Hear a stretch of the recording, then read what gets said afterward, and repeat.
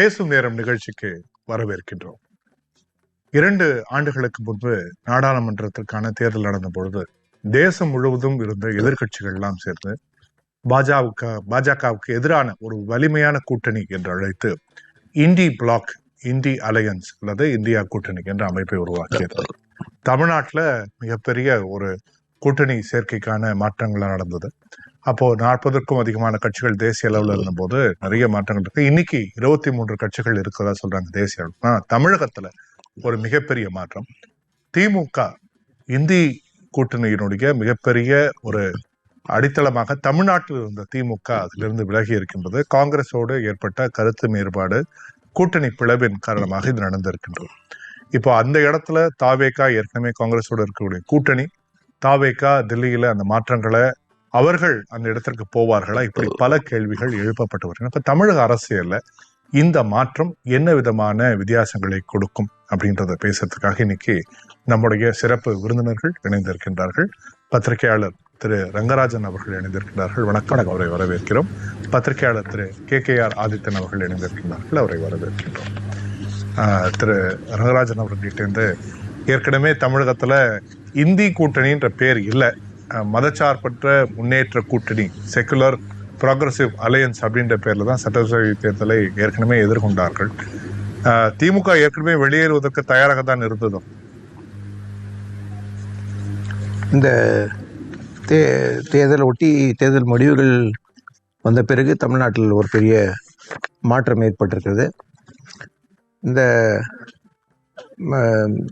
ஆனால் செக்யூலர் கட்சிகள் என்று சொல்லப்படுகின்ற இந்த அலையன்ஸ் இருக்கிற கட்சிகள், கம்யூனிஸ்ட் கட்சிகள், காங்கிரஸ், BCK இந்த போன்ற கட்சிகள் அந்த செக்குலரிசம் என்ற அந்த பாதையிலிருந்து அவங்க நாங்கள் விலகலை. ஆனால் திமுகவோட இருக்கிற கூட்டணி இப்போது இல்லைன்னு இப்போ இவர் RS பாரதியும் இப்போ சொல்கிறாரு, இந்த இவர் CPM செக்ரட்டரி சண்முகம்னு சொல்கிறாரு, அந்த செக்குலர் ப்ரோக்ரஸிவ் அலையன்ஸ்னு தமிழ்நாட்டில் அது முடிந்து விட்டது, நீ அந்த கூட்டணி இல்லைன்னு சொல்கிறாரு. ஆனாலும் செக்குலரிசம்காக வேற ஒரு தாவேக்கா ஒரு ஆட்சிக்கு ஆதரவு வேணுன்ற பட்சத்தில் அதுக்கு அவங்க இந்த கட்சிகள்லாம் அதுக்கு ஆதரவு கொடுக்குறாங்க. திமுகவோட நிலைப்பாடு என்னன்னா, அவங்க தாவேக்காவுக்கு ஆதரவு கொடுக்குற நிலைமையில இல்லை. அவங்களும் ஆதரவு கொடுத்தாங்கன்னா இவங்க அந்த கூட்டணி இன்டாக்டாக இருந்து அதுக்கு ஆதரவு கொடுக்கலாம். இப்போ அதிமுகவில் கூட அதுதான் வேலுமணி இதெல்லாம் ட்ரை பண்ணாங்க. அந்த ஒன்றா இருக்கிற அதிமுக அதுக்கு ஆதரவு கொடுக்கலாம் அப்படின்ற மாதிரி கோரிக்கை. திமுக அது நல்லா எடுக்க அவங்க தயாராக இல்லை.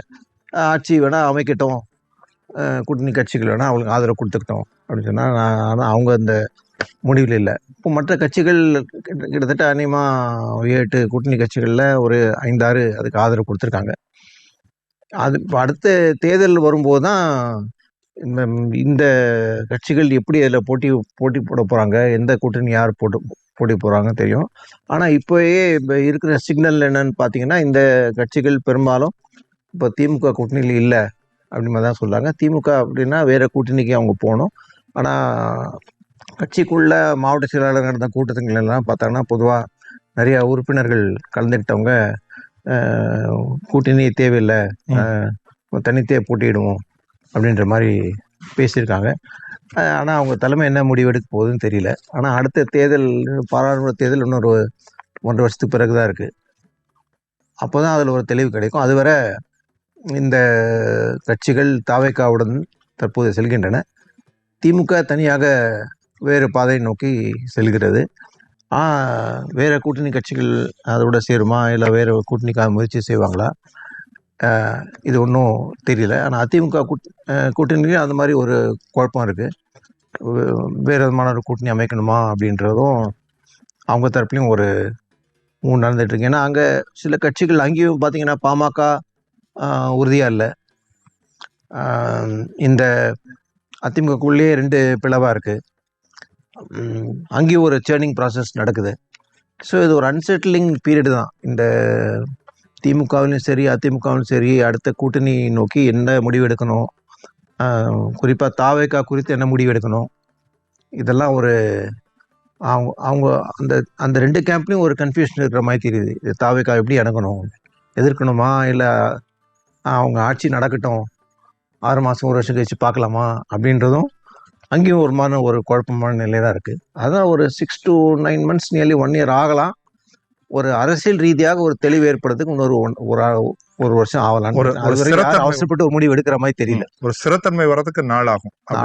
1 வருஷம் ஆகலாம். சரி, நிச்சயமா. திரு கே ராஜேந்திரன் அவர்கிட்ட நமக்கெல்லாம் தெரியும், தமிழகத்தினுடைய சில நகரங்கள் வந்து போஸ்டருக்கு பெருமை பெற்றது. மதுரையில எல்லாம் வந்து 10 அடி அகலத்துக்கு போஸ்டர் அடிப்பாங்க. யாரையா திட்டுன்றதுக்காக போஸ்டர் அடிக்கக்கூடிய அந்த கலாச்சாரத்தை தான் பாக்குறோம். இன்னைக்கு புதுசா அது வந்து புதுதில்லியில நடந்திருக்கிறது. புதுதில்லியில அதிகபட்சம் யார் போஸ்டர் அடிப்பாங்கன்னு எதிர்பார்த்தா ஆம் ஆத்மி அடிக்கலாம் அப்படின்னு நினைப்போம். ஆனா ஆம் ஆத்மி தாண்டி இன்னைக்கு வந்து என்சிபி சரத்பவார் அவங்களுடைய சார்பில் சில போஸ்டர்கள் வருகிறது. அதுக்கும் மேல வந்து திரிணாமுல் காங்கிரஸ் போஸ்டர் வருகின்றது. அவர் 20 MP என்ன கதை தெரியல. ஆனா இதெல்லாம் தாண்டி ஆச்சரியமாக திமுகவினர் வந்து ஹிந்தியில போஸ்டர் அடிச்சிருக்காங்க. டெல்லி முழுக்க ராகுல் காந்தி அவர்களை வந்து அவர்களுடைய ஆளுமையை விமர்சித்து 20 வருடங்கள் அப்படின்றது ஆரம்பிக்கக்கூடிய அந்த போஸ்டர் நானும் பார்த்தேன், ஹிந்தியில இருக்கக்கூடிய அந்த போஸ்டர்.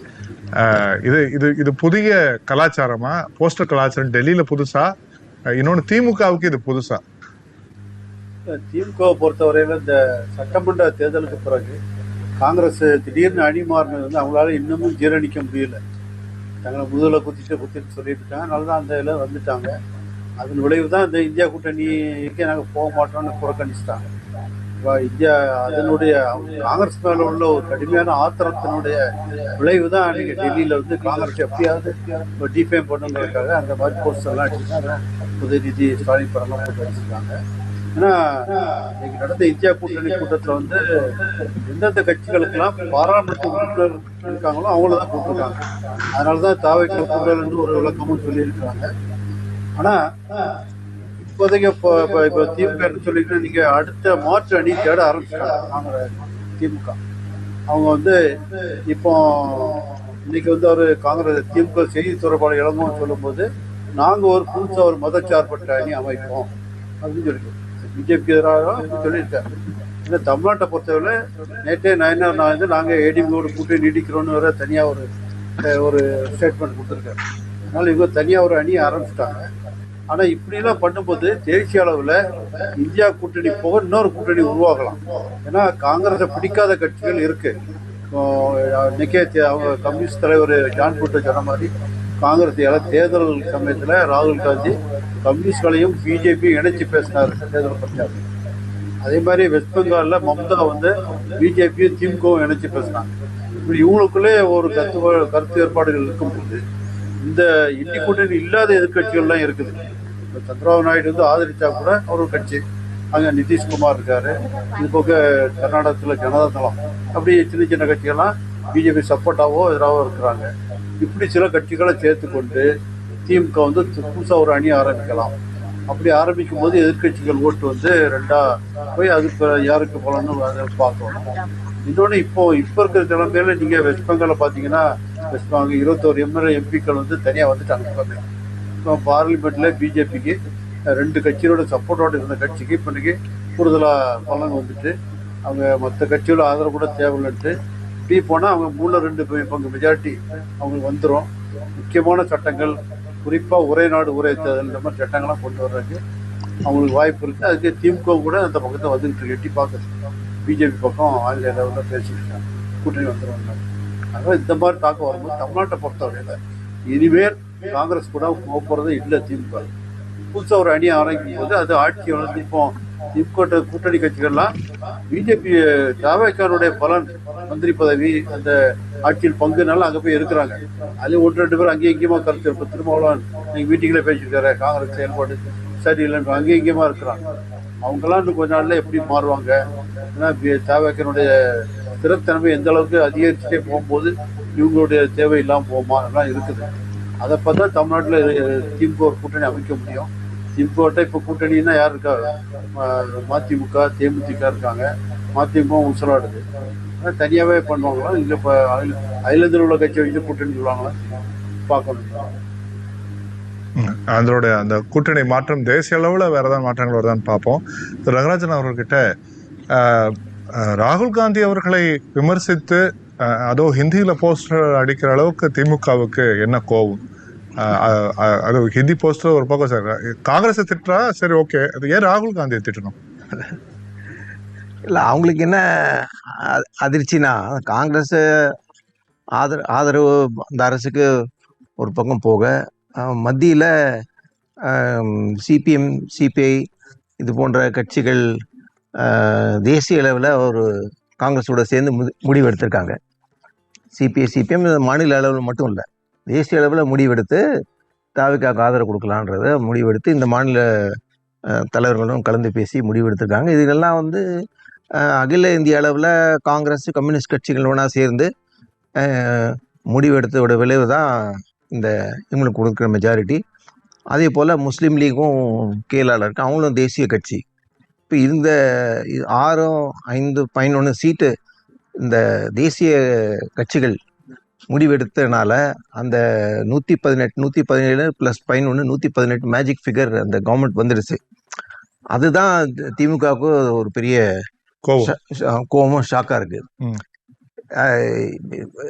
கம்யூனிஸ்ட் கட்சி, முஸ்லீம் லீகு, பிசி எல்லா கட்சிகளும் ஒரே முடிவு தான் எடுத்திருக்காங்க இந்த அரசுக்கு ஆதரவு. ஆனால் இவன் குறிப்பாக இவன் காங்கிரஸ் மட்டும் குறை சொல்றாங்க, அதுவும் ராகுல் காந்தியை மட்டும் குறை சொல்றாங்க. அது எப்படி நியாயம்னா, இந்த 6 கட்சிகளும் சேர்ந்து முடிவெடுத்து அதுக்கு ஆதரவு கொடுத்துட்டாங்க. ஸோ இவங்களுக்கு வந்து அவங்க முதல்ல சொன்னதுனால இவன் வந்து ஆனால் பிறகு அடுத்த 5 கட்சி முடிவெடுத்தாங்களா, அவங்கள பற்றி ஏன் மௌனமாக இருக்காங்க? டிஎம்கே விசிகேக்கு மட்டும் லேசாக ஒரு கண்டனம் தெரிவிக்கிறாங்க.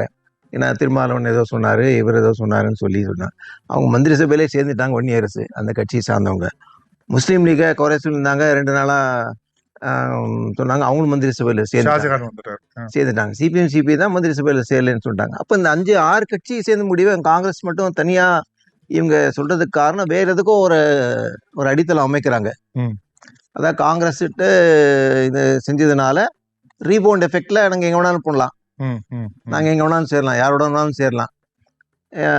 ஸோ அதை சொல்லி காமிச்சு வேற முடிவுக்கு நவருவதற்கான ஒரு முயற்சி எடுத்து அவங்களுக்கு வந்து முதல் டார்கெட் வந்து இந்தியா அலையன்ஸ் தேசிய அளவில் வீக்கரானா சந்தோஷப்படுறவங்க நிறைய பேர் இருக்காங்க, அவங்களோட கை கோர்த்து போகலாம். ஆனால் இதெல்லாம் வந்து செய்யறதுனால என்ன ஆகுதுன்னா, தேசிய அளவில் இன்னொரு மாற்று கூட்டணின்னு சொன்னால் சரி ஒரு பேச்சுக்கு சமாஜ்வாதி பார்ட்டின்னு வச்சுங்க, ஆப் கட்சின்லாம் வச்சுங்க, அவங்களாம் தமிழ்நாட்டில் ஓட் கிடையாது. அவங்களோட கூட்டணி உருவாக்கி இவங்களால தமிழ்நாட்டில் தேர்தலில் தெரிவிக்க முடியுமா? இங்கே இருக்கிற வாக்கு வங்கி யாருக்கு இருக்கு? கூட்டணி கட்சிகளில் காங்கிரஸ், சிபிஎம் சிபிஐ, விசிகே, முஸ்லீம் லீக், அதெல்லாம் அந்த பக்கம் இருக்கும்போது 2வது சிறுபான்மை ஓட்டுன்றது பெரிய அளவில் அந்த பக்கமும் போயிடும். தவிர இவங்க கூட்டணி இருந்தான்வீங்க, இப்போ அது பெரிய மெகா கூட்டணியாக இருக்கும். மைனாரிட்டி பேஸஸ் ஸ்மாஷ் ஆகும். இங்கே சைடெல்லாம் பிஜேபிக்கு ஆதரவாக செய்கிற மாதிரி ஒரு எண்ணம் தோன்றுதுன்னா இருக்கிற மைனாரிட்டி ஓட்டும் போயிடும். அப்போ திமுகவோட ஓட்டு எங்கே இருக்கும்? இப்போ வாங்க 20-22% தான் அவங்களோட ஓட்டு. மற்றெல்லாம் கூட்டணி கட்சிக்கு ஓட்டுலாம் தெளிவாக தெரியுது. 2014 அவங்க வாங்கின ஓட்டு எவ்வளோ, இந்த இதே 22-24 தான் வாங்கினாங்க. இப்போ அந்த ஓட்டு வந்து 20-22% தான். அந்த ஓட்டு வச்சு அவங்க என்ன செய்ய போகிறாங்க?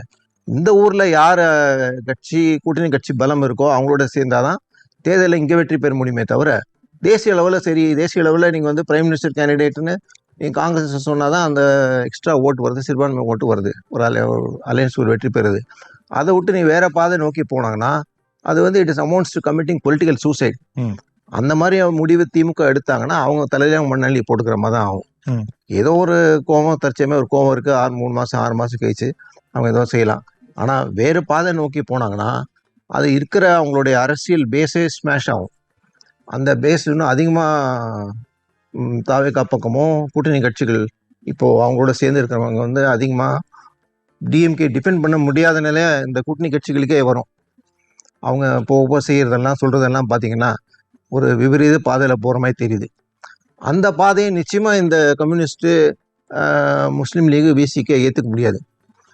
ஸோ அந்த ஒரு பிரேக்கிங் பாயிண்ட் அவங்களே கொண்டு வந்துடுறாங்க இந்த ரிலேஷன்ஷிப்பில். Long term it is not good for the DMK. So அவங்க பார்ட்டியோட ஃப்யூச்சர் நீங்கள் கன்சிடர் பண்ணும்போது நீங்கள் பார்த்தீங்கன்னா அந்த அடிப்படை சித்தாந்தத்துலேருந்து மூவ் ஆகி வேறு பாதை நோக்கி போனாங்கன்னா they will only be heaping ridicule on themselves. On the long term it is not wise and good strategy for them. இப்போ இந்தியா அலையன்ஸ்ல நீங்கள் பார்த்தீங்கன்னா எல்லாரும் ஒரே கருத்து உடையா இருக்காங்க. அந்த இந்தியா அலையன்ஸ் இருக்கிறவங்க வெஸ்ட் பெங்காலில் சிபிஎம்மும் காங்கிரஸ் எதிராக தான் இருக்காங்க. ஆனால் தேசிய அளவில் ஒன்றா இருக்காங்க. ஆப்பும் பஞ்சாப்லேயும் டெல்லியிலையும் காங்கிரஸ்க்கு எதிராக இருக்காங்க. பட் தேசிய லெவலில் ஒன்றா வராங்க. CPM left Kerala. பார்ட்டிஸ் கூட கேரளா, வெஸ்ட் பெங்கால், திரிபுராவில் கூட பல இதில் எகென்ஸ்டாக இருந்தால் கூட தேசிய லெவலில் அந்த single point of coming together to fight the BJP அதில் ஒன்றா இருக்காங்க. அப்படி இருக்கும்போது ஸ்டேட்டில் இருக்கிற மைனர் டிஃப்ரென்சஸ் வச்சுக்கிட்டு அதை தாண்டி தேசிய பார்வை அவங்க வந்து காட்டுறாங்க. அந்த பார்வை திமுகவுக்கும் இருக்கணும்னு அந்த கட்சியினரே மூத்த தலைவர்கள் விரும்புவாங்க. அதை விட்டு விலகி வேற பாதைக்கு போனாங்கன்னா அது even politically it is not wise for them and strategy wise also it is not wise for them, electorally also it is not wise for them. ஒரு ஸ்டேஜ் வந்துச்சுன்னா அப்போ நீங்கள் வந்து என்ன ஆகுன்னா நீங்கள் வாட் எவர் ரீஅலைன்மெண்ட் நீங்கள் யோசிக்கிறது சொல்கிறதெல்லாம் வந்து long term objective, short term objective ரெண்டுமே பார்க்கணும். Short term objective, long term objective, ரெண்டு அப்ஜெக்டிவும் நீங்கள் பார்த்தீங்கன்னா அது பொலிட்டிக்கலி ஒரு அன்வைஸ் ஸ்டெப்பை தான் போகும். அது வேறு கட்சிகளுக்கு வேணால் அது லாபமாக இருக்கலாம்.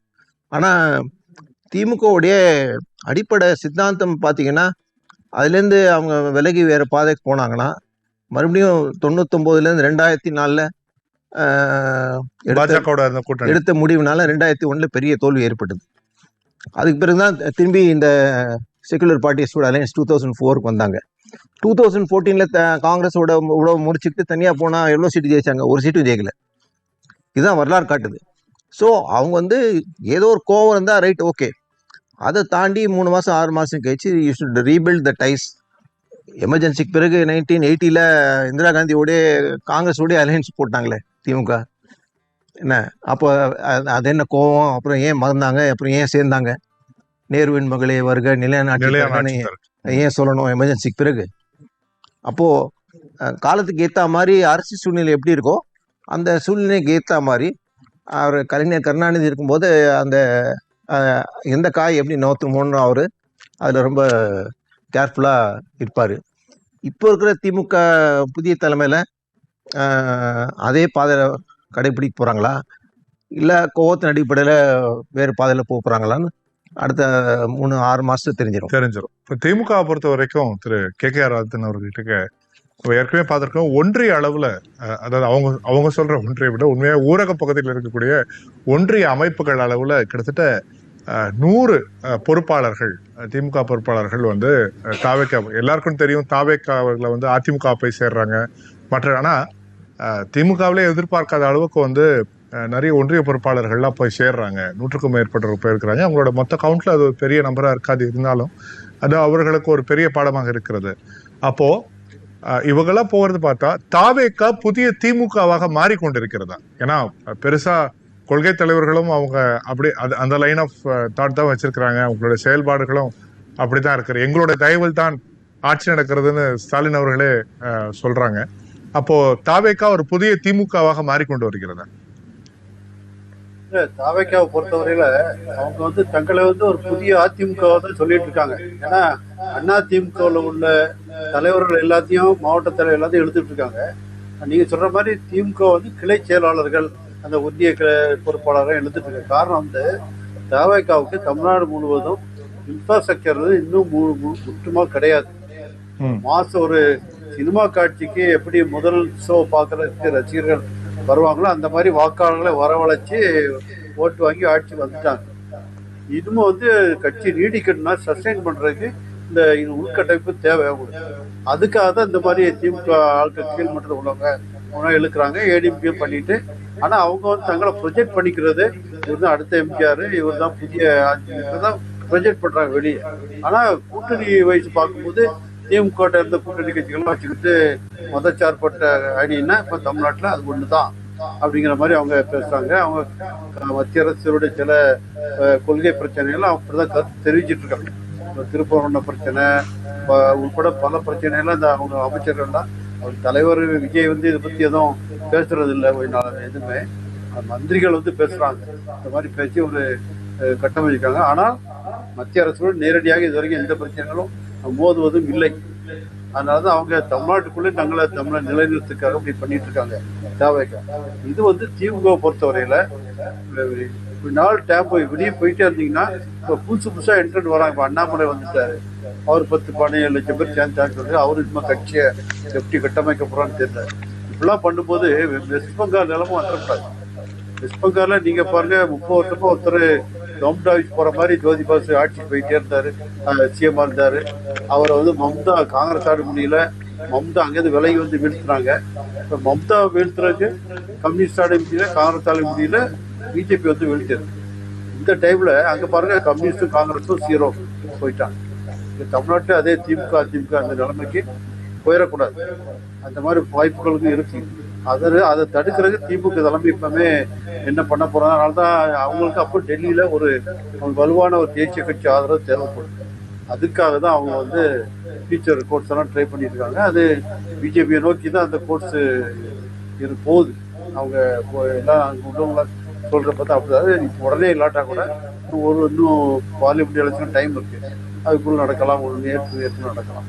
அது வரைக்கும் தேவை காட்சி எப்படி போகுதுன்னு பார்க்கணும். அதனால அவங்க திமுகன்னு சொல்ல முடியாது. தேவைக்கு கூட ஒரு புது அதிமுக தான் அவங்க வெளிப்படையா மக்கள் சொல்றாங்க. கட்சியை திமுக மாதிரி கூட்டணி மாதிரி கட்டமைக்கிறாங்க.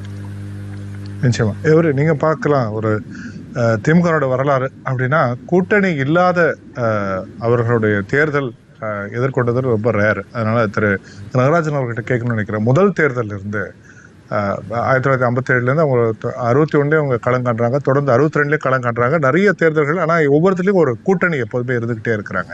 அந்த கூட்டணிகள்லாம் எப்படி இருக்குன்னா, யார் மத்தியில் தேசிய கட்சி இருக்கோ அதை எதிர்க்கிற மாதிரி ஒரு கூட்டணி. காங்கிரஸ் எதிர்ப்புன்னு ஒரு தடவை, ஜனதா எதிர்ப்புன்னு ஒரு தடவை, திருப்பி காங்கிரஸ் எதிர்ப்பு, திருப்பி பாஜக எதிர்ப்பு, இப்படிதான் திமுக பொசிஷன் பண்ணிட்டு இருக்கு. இப்போ திமுக என்ன பொசிஷன் எடுக்கும்? தேசிய கட்சிகளை எல்லாத்தையும் எங்க எதிர்ப்போம், மாநில சுயாட்சியா மறுபடியும் அதுக்கு வருவாங்களோ? இல்லை, இந்த திமுக அந்த நிலையை எடுக்கலாம். ஆனால் தேர்தலில் அது மூலமாக வாக்கு சதவீதம் கூடி இப்போ பலமாக இந்த தாவக்கா இது போன்ற கட்சிகளை தோக்கடிக்கணும்னு சொன்னான்னா அதுக்கேற்ற வியூகம் ஸ்ட்ராட்டஜியை அவங்க உருவாக்கணும். ஏற்கனவே பழைய சித்தாந்த அடிப்படையில் கட்சி நடத்தலாம், கொள்கைகள் சொல்லலாம், பரப்பலாம், இதெல்லாம் ஏற்கனவே இருக்குது. இதை தாண்டி தான் தாவேக்கா ஜெயிச்சு வந்திருக்கு. அதனால் அதுதான் அந்த பாதை தான் நம்மளுடைய பாதை. அதுவே நமக்கு பலன் கொடுக்கும் அப்படின்னு நினச்சானா இப்போ பலன் கொடுக்கல இந்த தேர்தல் பொறுத்தவரை. ரெண்டாவது திமுக ரெண்டுக்குமே ஒரு மாற்று வேணுன்ற மக்கள் வாக்களித்திருக்காங்க. அந்த ரெண்டு கட்சிகளுக்கும் ஒரு பாடம் தான். அப்போ எங்கேயோ ஒரு ஃபெட்டிக் ஃபேக்டர் வந்திருக்கு. 50 வருஷமா இவங்களே ஆண்டுட்டு இருக்காங்க, ஒரு சேஞ்ச், ஒரு மாறுதல் வரணும்னு சொல்லி விரும்புகிறாங்க. அப்போது ஒரு சுய பரிசோதனை இந்த கட்சிகள்லாம் செய்யணும். மக்களுடைய எண்ணங்களுக்கு ஏற்ப, மக்களுடைய தேவைகளுக்கு ஏற்ப நம்முடைய அணுகுமுறைகள் மாற்றும் தேவையா, மக்களுக்கு சேவை செய்யும் விதம் அதில் ஒரு மாற்றம் தேவையா, இல்லை அடிப்படையில் கட்சி மக்களிடையே பழகும் விதம் அதில் மாற்றம் தேவையா? ஏன்னா ஒரு முக்கியமான பிரச்சனை இவங்க இந்த ரெண்டு கட்சிகளும் இருக்கிற பிரச்சனை என்ன சொன்னால், மாநகராட்சி நகராட்சியிலையும் வேலை சரி நடைபெறுவதில்லை.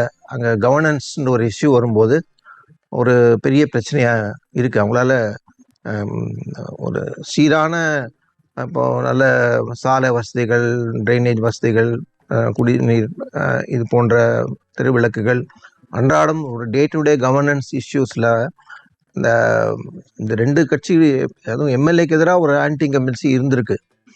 அப்போது இது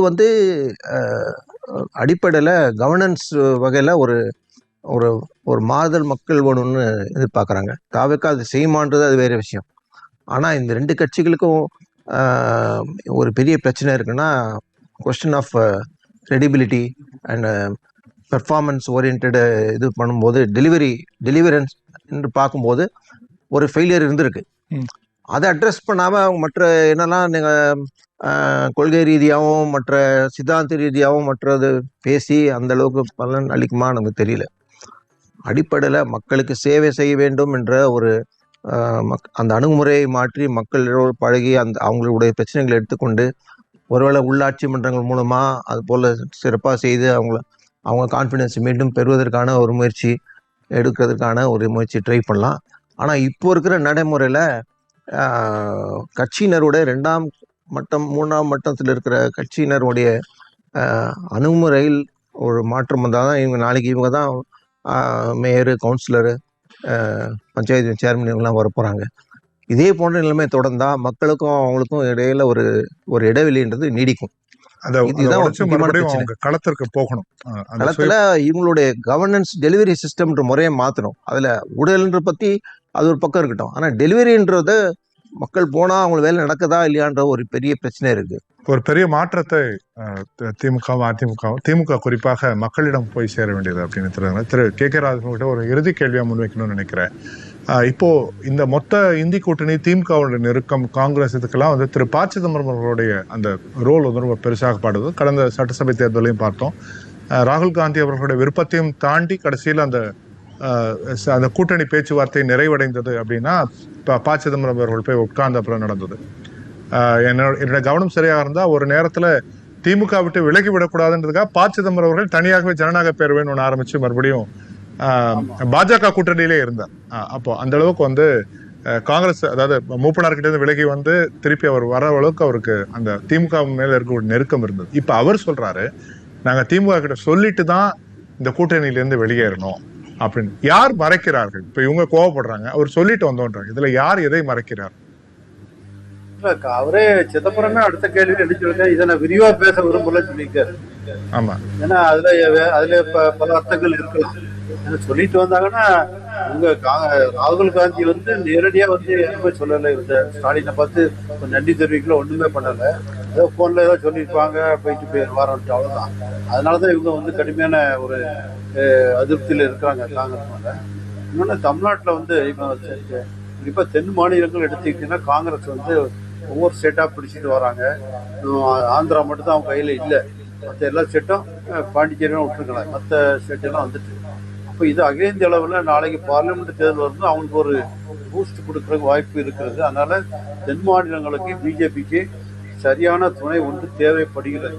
எப்பவுமே அதை அவங்க டிலே பண்ணுவோம். அந்த எந்த துணைங்கிறத அவங்க முடிவு பண்ணி தான் ஆகணும் தென் மாநிலங்கள். அது வந்து திமுகவா இருக்கிற வாய்ப்புகள் இருக்கு. அதனால காங்கிரஸ் வந்து இனிமேல் வந்து நீங்க அவர் சார் சொன்னாரு மீண்டும் வரலாம் போலாம், இப்போதைக்கு சான்ஸே கிடையாது. ஏன்னா திமுக தலைமையிலேயே மாறுபட்ட கருத்துக்கள் இப்போ இளம் தலைவர்கள்லாம் இப்போ உதயநிதி போன்றவர்களாம் கடுமையாக அதை எதிர்த்து வராங்க. காங்கிரஸோட எந்த ஒட்டு வைக்கக்கூடாதுன்ட்டு அதை எதிர்க்கும் தலைவர்கள் எல்லாம் முன்னால வராங்கங்கிற அளவுக்கு பேசிட்டு இருக்காங்க. மூத்த தலைவர்கள் பார்க்கலாம் அந்த அவங்களோட நெருக்கம், அவங்களோட மாற்றங்கள் எதை நோக்கி போகிறதுன்னு பார்ப்போம். இன்னைக்கு பேசும் நேரத்தில் ரொம்ப விரிவாக ஆலோசனம். இன்னைக்கு இருக்கக்கூடிய இந்தி கூட்டணியில் திமுக இல்லை என்ற பட்சத்தில் அந்த இடத்துல யார் நகர்கின்றார்கள், தாவிக்கார் நகர்கின்றார், திமுகவினுடைய மாற்றம் என்ன, அவர்கள் எப்படி போய் மக்களை போய் சேருவாங்க, நிறைய விஷயங்கள் பேசப்படுது. நம்முடைய விருந்தினர்கள் அருமையாக அவங்களுடைய பார்வை, அவங்களுடைய அனுபவத்திலிருந்து பேசினாங்க. பத்திரிகையாளர் திரு கே.கே.ஆர். ஆதித்தன் அவர்களுக்கும் பத்திரிகையாளர் திரு ரங்கராஜன் அவர்களுக்கும் மனமார்ந்த நன்றிகள்.